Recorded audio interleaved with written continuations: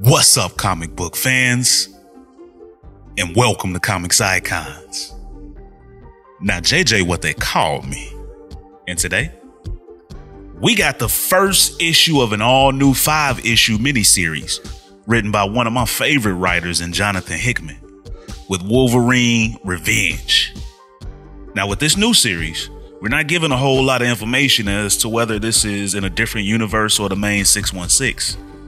With the exception of this short excerpt from the intro of this series stating that no one knows how it happened, as no one lived who was there.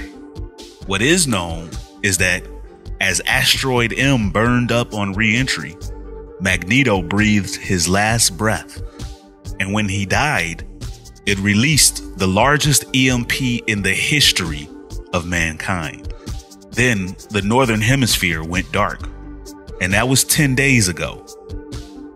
And now one thing that I know about Hickman's writing is that you'll need to wait until things kind of play out before judging, as his stories tend to develop over time a bit longer than others.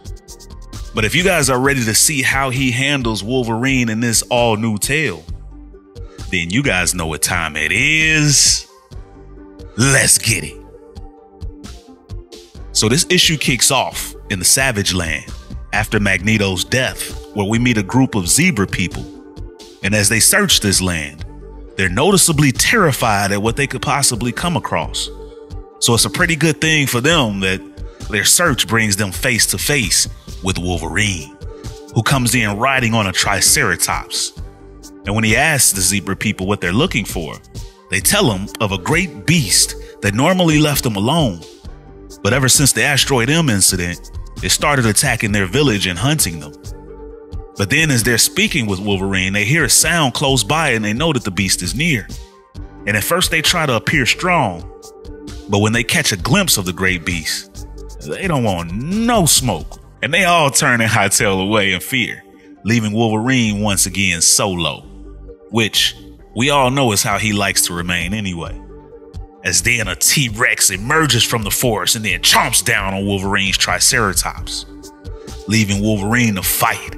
And he leaps at the giant beast, who catches Wolverine with his mouth, but that's not enough to stop Wolverine as he claws his way right out of the beast's mouth, leaving it in great pain and anger. And then Wolverine proceeds to put a thorough ass whooping on the beast as he stabs up its stomach, and just as he lunges for what looks to be the killing blow, a shot is fired right at the beast's head, ending its time amongst the breathing. And then Nick Fury is revealed to be the person that took the shot. He's come in search of Wolverine, who'd been disconnected for the world for so long that he had no idea how bad things had gotten, and that the world was pretty much on its last leg, and he's here to recruit Logan to save America. But Logan's from Canada, he replies to Fury, and then Fury breaks it to Logan that there really isn't a Canada anymore. And then we pick up 8 hours later, as Logan is now joined up with Nick Fury on a helicarrier, and with them are Captain America Steve Rogers and the Winter Soldier Bucky Barnes. And here Fury gives a briefing that Asteroid M detonated above Quebec, which directly affected all of North America, and it was bad for most of Europe and Asia too. And although billions were spared in India and South Asia, the fact remains that what was known as the West likely has less than a week before it's fully gone and billions are lost. Even the S.H.I.E.L.D. fleet had 20 helicarriers, and now only the 3 with Fury are all that remain. During this briefing though, Cap feels like they should be focusing on saving as many lives as possible instead of trying to run a military operation. But from Fury's perspective, the only way to save people is to find a way to turn the lights back on, which is what this op is about. And besides, this is more of a heist than a military op. The target is Tunguska Station, and more specifically the cold fusion seed reactor housed there. But the problem is though, it's currently under the control of the Brotherhood of Evil Mutants, which is currently being run by Mastermind. But what Bucky wants to know though is how is it that this station survived the blast that took everything else out? And for that Fury has no answer. But all he knows is that it's the last light in the world right now. So Fury gives everyone their assignments, and Cap, Bucky, and Wolverine's job will be to take a strike team into the base and get the seed. And then we pick up 20 minutes later as the helicarriers reach their target. But as soon as they get there, one of the helicarriers is immediately shot down, which leaves Fury scrambling to try and figure out where the shot came from. And that's when Dum Dum Dugan lets him know that the shot actually came from Clay Quartermain's ship. And that's when we see that Clay's mind has been taken over by Mastermind, prompting Cap and the remainder of the team to have to dive from their carrier just as it too gets blown up. Then on the ground, we see all that's left from that entire team. They had 3 helicarriers and a whole strike team, and now this is all that remains of them. But when they approach the target location, they decide to split up and attack different entry points. But Bucky warns everyone to be careful, because they've got no idea what they're walking into. And then we start off with the remaining S.H.I.E.L.D. agents. They go off together, but they don't make it very far as they get slaughtered by Deadpool, Sabretooth, and Omega Red. And then we switch over to Bucky as he sneaks around, and he knows that it's a bit too quiet out here. So he takes a wider path so he can better clear corners, and he senses something is wrong. But it's just not fast enough as he's caught slipping by Sabretooth. And then we pick up with Cap as he slides down a hill of snow on his shield. And as he admires the beauty of a place like this in spite of being a man at war, he too is caught by Omega Red. And then we pick up with Wolverine. But he doesn't fall for the trap because of course he can already smell who's waiting for him.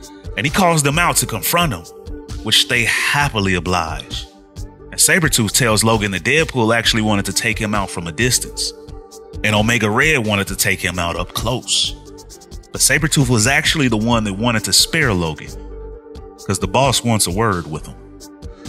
And then we transition to Wolverine now chained up alongside of Cap and Bucky, as Cap and Bucky start to wake up. And now the 2 super soldiers are realizing that there's something wrong with their chests. And that's when Wolverine tells them that he was actually awake when they did it to him. They even overcame his healing factor somehow and cut him open and put something in there, and he figures that Cap and Bucky had the same surgery. And then Mastermind reveals himself and confirms Wolverine's guess. And then he explains to Wolverine how he was able to get through his healing factor temporarily using Omega Red. And then they placed a bomb behind his ribcage. A bomb in each of them, as a matter of fact, leaving Bucky to question what they hope to gain from this. But Wolverine is not surprised. He knows these guys just want to play with their food, basically. But the true surprise is when Colossus is revealed. And initially, Colossus lectures Wolverine on who should deserve the reactor. But when Cap asks what Colossus plans to do, that's when Deadpool cuts him off, revealing the bombs were his idea as a deterrent. And he's also in control of the detonator, and if they decide not to leave, then he'll press the button. And he really wants to press the button. But then Deadpool releases the chains, allowing Cap and Bucky to leave. But Wolverine tells Cap and Bucky that he won't be joining them. He's got unfinished business here, but that Cap and Bucky need to get out of here and tell everyone what happened. But they also need to hurry. He figures there's a range on the detonators, so they gotta get outside the boundary ASAP. Then, as the soldiers leave in a hurry, Wolverine stays behind and he asks Colossus how they were able to keep their lights on. And Colossus tells him that they were victims just like the rest of the world, and they weren't behind any of this. But this place had been protected by Unis the Untouchable, but he died in doing so. And that's when Deadpool interrupts, using that as his cue, as he tells Wolverine that everyone's got to go sometime. And then he clicks the detonator, exploding both Cap and Bucky, leaving Wolverine to try and cut his out in a panic. But Deadpool goes ahead and clicks Wolverine's button as well, exploding him too. And now the Brotherhood walk away after a mission complete with plans to use the seed to light their half of the world. And as they leave, and Colossus gives a small speech about the sun shining on their flourishing lands and on the graves of the West, Wolverine's healing factor does its thing. And as he heals up, we see nothing but rage in his eyes, and that revenge is about to be fierce, y'all. And that, ladies and gentlemen, is the end of the issue. So what did you guys think about this kickoff to this new miniseries? It looks like this thing is about to be brutal, to say the least. I mean, everybody got wiped out in this thing. That was insane. But y'all know I want to hear y'all reactions on this one. And do you think that this is all in an alternate universe? Or that maybe this is all one big mind freak for Wolverine? And maybe this isn't really happening, but it's in his head. I don't know. You guys let me know down in the comments what you think. And as always, if you guys enjoyed this video and this channel, and you like to support the channel, then you could do so by stopping by the Comics Icon store and picking up some of this Comics Icons merchandise, including the background music heard right here in this video, available for download. Or by joining the Iconic Fan Club channel membership, and there'll be a link in the description to join.